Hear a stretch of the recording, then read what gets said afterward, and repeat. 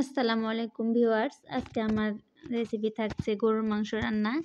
তো আশা করি সবাই ভিডিওটি শেষ পর্যন্ত দেখলে অবশ্যই আপনারাও পারবেন। তো আশা করি ভালো লাগবে। তো আমি হাফ কেজি পরিমাণ গরুর মাংস নিয়েছি এখানে। তো তারপর আমি আলু দেব এখানে, পেঁয়াজ কুচি, এখানে হচ্ছে জয়ফল, জয়িত্রী, লবঙ্গ, তেজপাতা, এলাচ, দারচিনি এবং গোলমরিচ, এগুলো আমি নিয়ে নিয়েছি রান্নাতে দেব। তো তারপরে এখানে আমি আদা রসুন বাটা, জিরা বাটাও রেখেছি, যতটুকু পরিমাণ লাগবে আমি দেখিয়ে দেব এখানে। তো আমি কড়াইয়ে একটু তেল দিয়ে দিচ্ছি। হ্যাঁ, 1 কাপ পরিমাণ হবে তেল এরকম। আর 1.5 কাপ পরিমাণ হচ্ছে আমার পেঁয়াজ কুচি। তো এগুলো দিয়ে আমি একটু নেড়ে চেড়ে নেব, হালকা একটু কালার চেঞ্জ করে নেব। এর সাথে আমি একটু তেজপাতা, দারুচিনি এবং লবঙ্গটা দিয়ে দিচ্ছি এখন।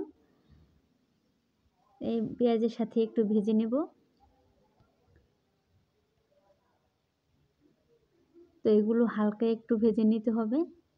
এই পেঁয়াজের কালারটা সামান্য একটু চেঞ্জ হয়ে আসলে আমি এখানে দিয়ে দিচ্ছি একটু 1 টেবিল চামচ পরিমাণ আমি রসুন বাটা দিয়ে দিচ্ছি, আর 1 টেবিল চামচ পরিমাণ আদা বাটা, আর হচ্ছে 1.5 টেবিল চামচ পরিমাণ আর কি জিরা বাটা। তো এটি দিয়ে আমি একটু নেড়ে চেড়ে দেব, একটু ভেজে নিচ্ছি।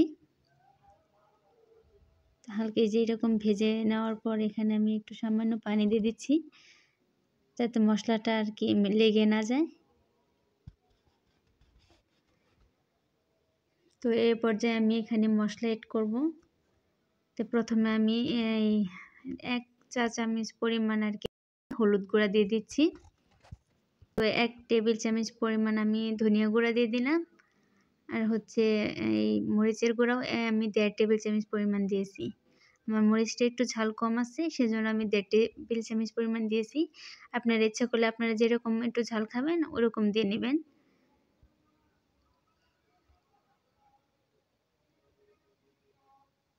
তো আমি এই মশলাগুলো এখন একটু নেড়েচেড়ে কষিয়ে নিচ্ছি। তা এর পর্যায়ে আমি একটু লবণ দিয়ে দিচ্ছি, লবণটা পরিমাণ মতো দিয়ে দিবেন। তো মশলাগুলো আমি এই পর্যায়ে নেড়েচেড়ে সামান্য একটু পানি দিয়ে দিচ্ছি। এই মশলাগুলো একটু কষানোর জন্য, মশলাতে যত একটু বেশি ভালোভাবে কষানো হবে কিন্তু রান্নার টেস্টটা একটু বেশি হবে। আমি এই পর্যায়ে দিয়ে দিচ্ছি হচ্ছে এলাচ, তারপর হচ্ছে আপনার গোলমরিচ, আর হচ্ছে ওই যে জয়ফল, জয়িত্রী যে ছিল ওগুলো আমি আর কি ভেঙে দিয়েছি। তো তারপর আমি এখন ওই যে মাংসটাও দিয়ে দিলাম। এখন এটা দিয়ে খুবই লো হিট, মানে মিডিয়াম টু লো হিট যেটা সেরকমভাবে রান্না করতে হবে। গরুর মাংস রান্নার ক্ষেত্রে অবশ্যই আপনি এটা মাথায় রাখবেন সবসময়, হাই হিটে কখনোই রান্না করবেন না। মানে যত সম্ভব পারেন একটু লো হিটে রান্না করার জন্য। তো এরপর যে আমি আলু দিয়ে দিয়েছি, এগুলো দিয়ে আমি ভালো করে নেড়ে চেড়ে কষিয়ে নিব। আমার রান্না কিন্তু এই রান্না হচ্ছে মিডিয়াম টু লো আছে, শুধু রান্না করে যাব।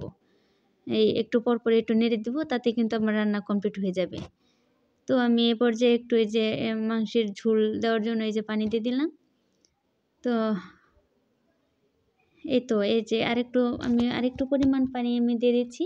আরেকটু ভালো, মানে অনেকক্ষণ কিন্তু আমি কষিয়েছি, খুবই অল্প আছে, সেজন্য কিন্তু আমার রান্না প্রায় কমপ্লিট। তো সামান্য একটু রান্নার জন্য একটু ঝোল দিয়ে দিলাম, তো এটাই কিন্তু আমার রান্না হয়ে যাবে। তো আমি এ পর্যায়ে আমার রান্নাটা দেখাচ্ছি। তো আশা করি আমার এই ভিডিওটি যদি শেষ পর্যন্ত দেখে থাকেন তো অবশ্যই ভালো লাগবে। তো এই যে আমার রান্না, তো মাশাআল্লাহ অনেক সুন্দর হয়েছে। আপনারা একবার হলেও ট্রাই করবেন। তো এতক্ষণ আমার সঙ্গে থাকার জন্য ধন্যবাদ।